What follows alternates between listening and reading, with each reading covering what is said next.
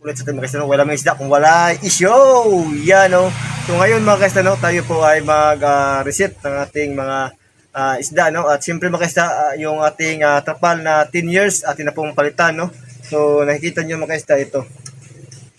Ito yung trapal talaga natin mga kaisda, 10 years na po ito.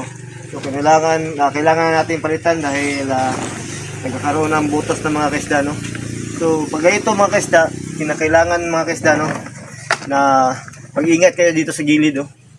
Dahil kadalasan mga kaisda, yan yung mga pinupugaran ng ahas o diyan pumapasok yung ahas mga kaisda, no. So, kinakailangan mga kaisda, para safety tayo, kailangan may kahoy po tayo mga kaisda, gaya nito. Kasi may mga ahas na nakatago dito mga kaisda, no, para safe. Maganda, ganito hinan natin.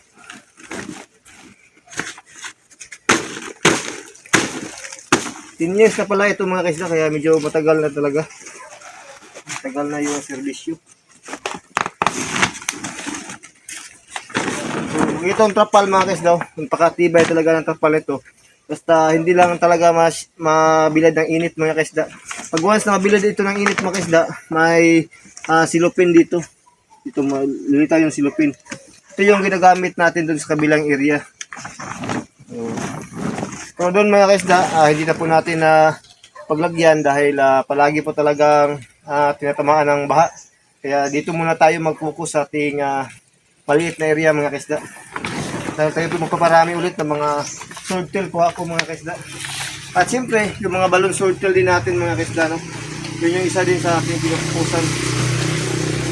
Mayroon tayong ngayong mga 6 na breeder siguro yan. Sana parami pa natin ang gusto.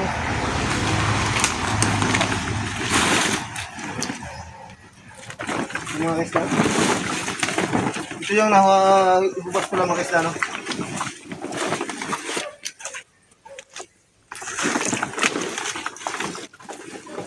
Reset tayo mga kaisda.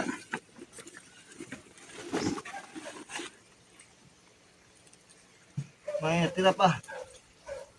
Dalawang natira.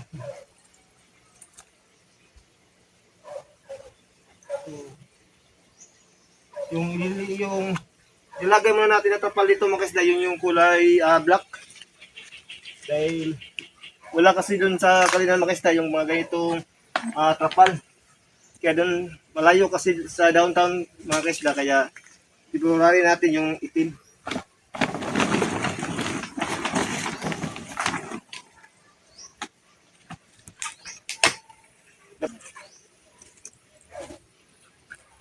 So mga kaisda, napakatibay talaga ng trapal na to. Kaya kung kayo po ay maggawa ng mga tab, mas maganda yung ganitong trapal.